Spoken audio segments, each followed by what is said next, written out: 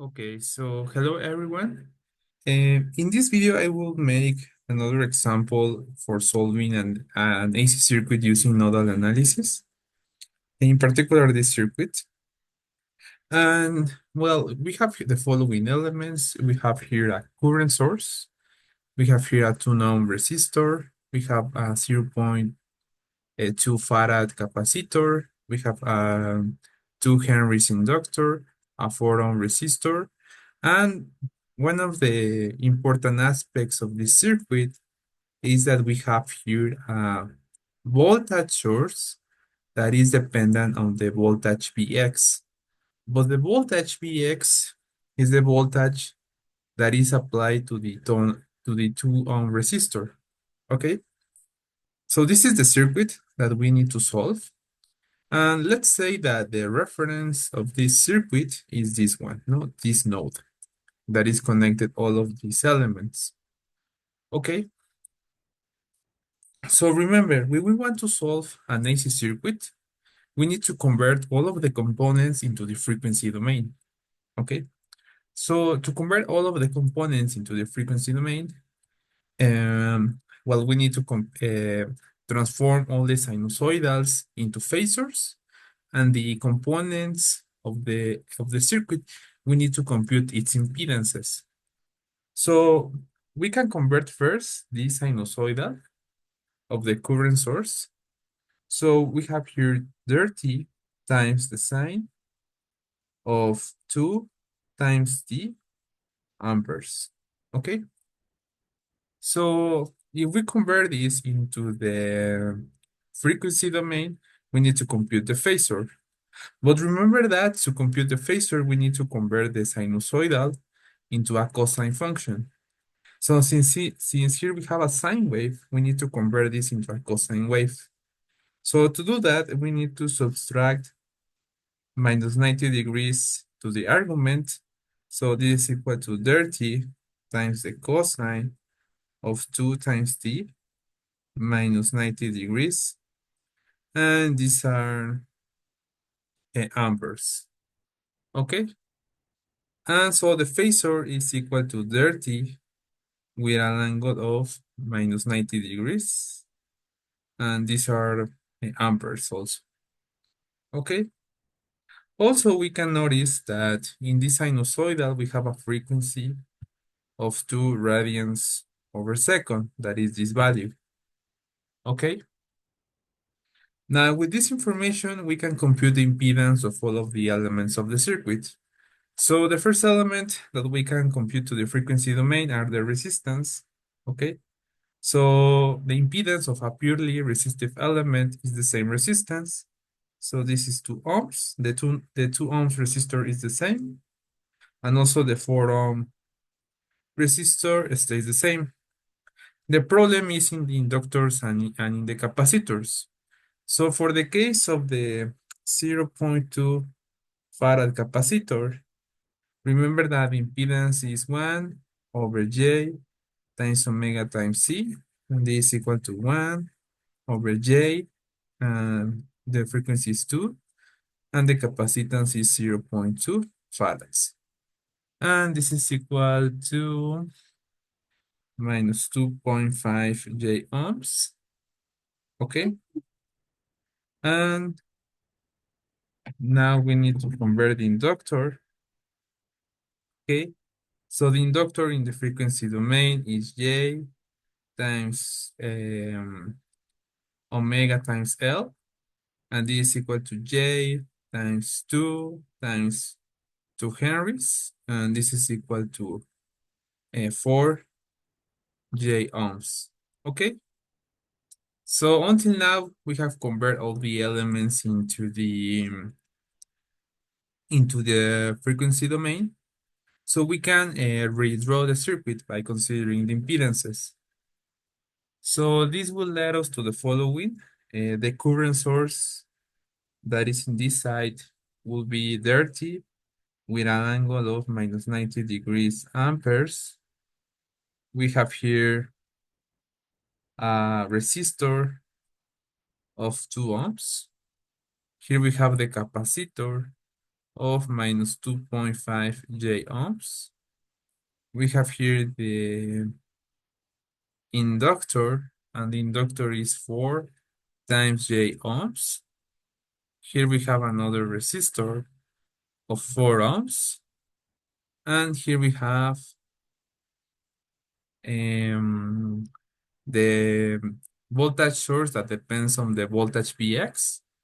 That is 3 times Vx. And remember that the voltage Vx is the voltage that is applied to the 2 ohm resistor. No, this is Vx. And also, well, we need to define the reference of the circuit, that is this one, no? And well, now we can start identifying the nodes of the circuit. So for example, here we have a node, okay? I will label this node as node number 1, and we have here a voltage V1. Here we have another node. This is V2, and this is the node number 2. Also, we have another node right here, and this is the voltage V3, and I would label this node as node number 3. Okay, what else? Okay, remember that the voltage in the reference node is equal to 0 volts. And well, the first thing is that we need to apply the Kirchhoff current law in order to solve this circuit using nodal analysis. Okay, so the first step is to define the directions of the currents in the circuit. Okay, so for example, here we have a current that is flowing through this branch that I will label this as I1. Okay, we have another current, and this this current I1 is entering the first node, and also we have other currents. For instance, then the current that is flowing through this 2 ohm resistor that I will label as I2. And here we have another current that is flowing through the capacitor that is I3. Okay. And also we have here an inductor, and the inductor also will have another current that is I4. Okay. And also there is another current that is flowing through the 4 ohm resistor that I will label as I5. And this current I5 is flowing via the 4 ohm resistor and the voltage source that is in this part. Okay, so these are all the currents that are in the circuit. And what else we can compute? Well, we can start computing the voltage of some of the nodes. For example, if we look at node number 3, you can notice that we have here the voltage V3. Okay, and we know that the voltage V3, or the difference in voltage between the node number 3 and the reference node, okay, the difference in voltage between these two nodes should be equal to this voltage, no, to this voltage source, that is 3 times Vx. Okay, so we can say that V3 is equal to 3 times Vx. Okay, what else? Um, well, now that we have that information, we can start applying the Kirchhoff current law to each of the nodes of the circuit.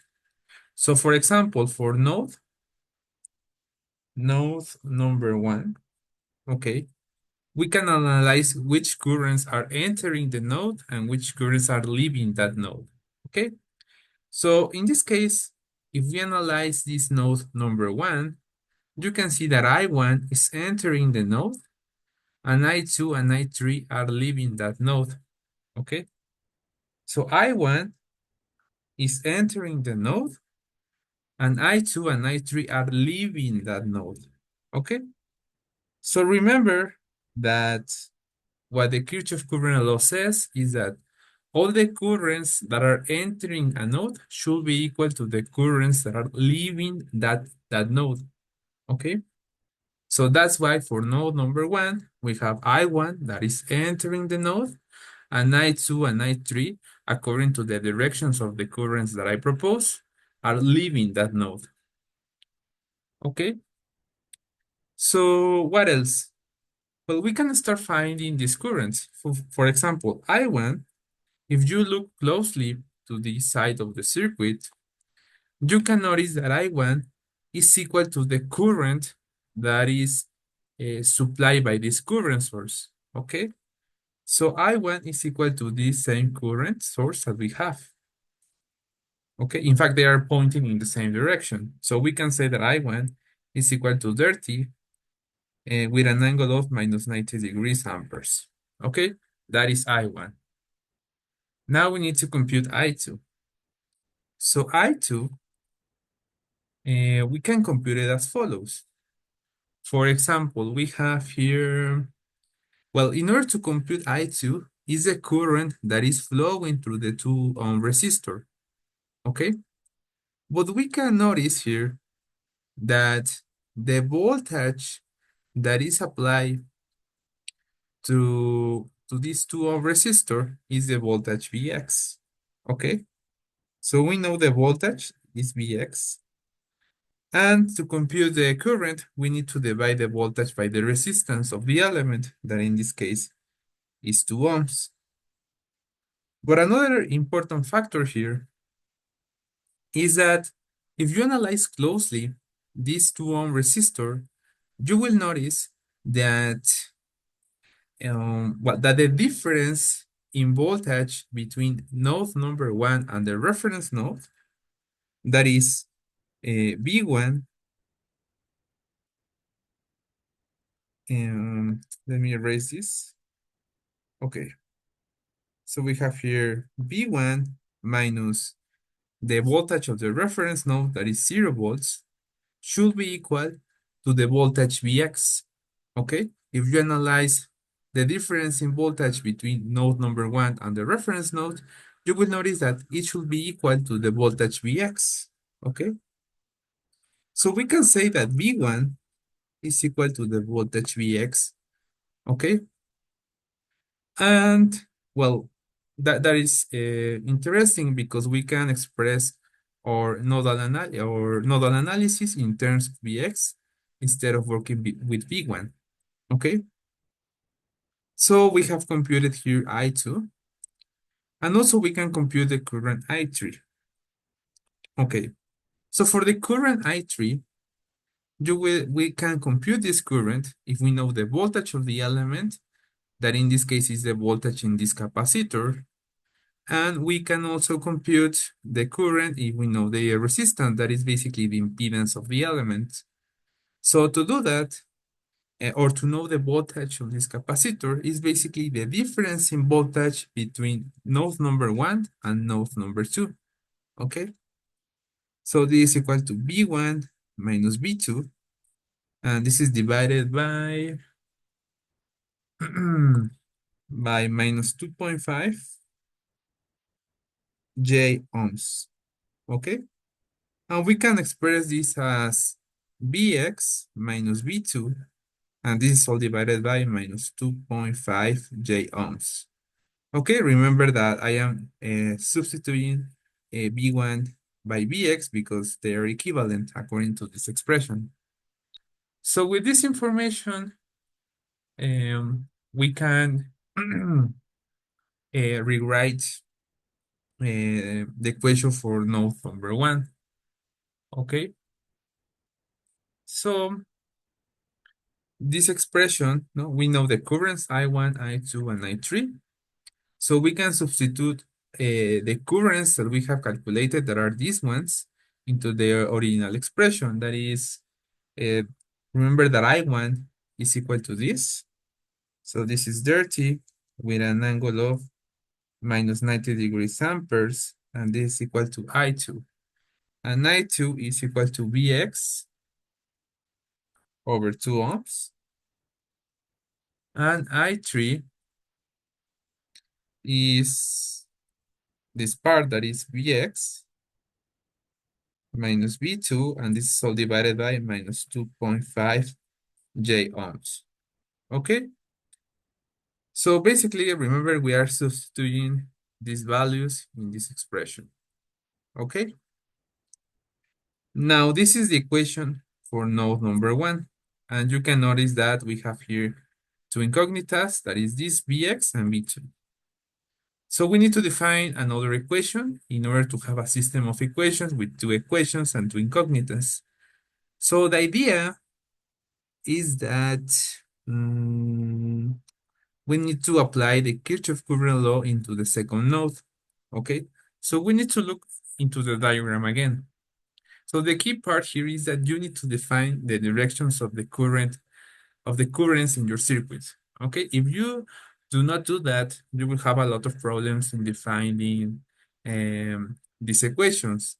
So if we analyze very closely node number 2, you can see that I3 is entering node number 2, and I4 and I5 are leaving this node according to the directions of the currents that I propose. So we can say that for node number 2, I3 is entering the node, and I4 and I5 are leaving, okay? So the current that is entering this node should be equal to the currents that are leaving, okay, according to this law. And, well, we have these expressions. Now, what else we can do? Well, we can start computing, for instance, I4, okay, and also I5, because I3 was computed in this section, okay, in the previous part, or when we were calculating the equation for node number 1, okay? So we need to compute I4 and I5. So for I4, we can compute the current as follows. I4 is the current that is passing through this inductor that has the impedance of 4J ohms. Okay, this one. So if we want to compute the current that is flowing through this element that is I4, we need to know the voltage and also the resistance. The resistance, we already know the value of the resistance, that is this element, but we don't know the voltage. That is the difference in voltage between V2 and the reference node. Okay, so the, the voltage of this element is the voltage difference between V2 and the reference node. So we have V2 minus 0 volts, and this is divided by the resistance, or in this case, impedance, that is 4J ohms. Okay? And we can simplify this as V2 divided by 4J ohms. And we can also compute I5. I5 is the current that is flowing through this 4 ohm resistor.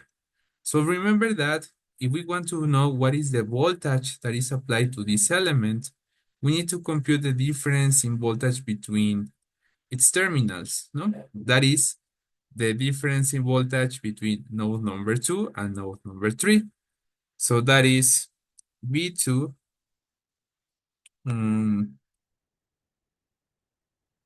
V2 minus V3 divided by the 4 ohm resistor, okay? But remember that V3 is equal to 3 times Vx, okay? So we can express V2 minus 3 times Vx, because remember that V3 is equal to 3 times Vx. And we can divide this all by 4 ohms, okay? Remember that we previously said that V3 is equal to 3 times Vx, okay? So this is the relationship for I5, and this is the relationship for I4, okay? Now we can substitute these values into the Kirchhoff current law equation for node number 2.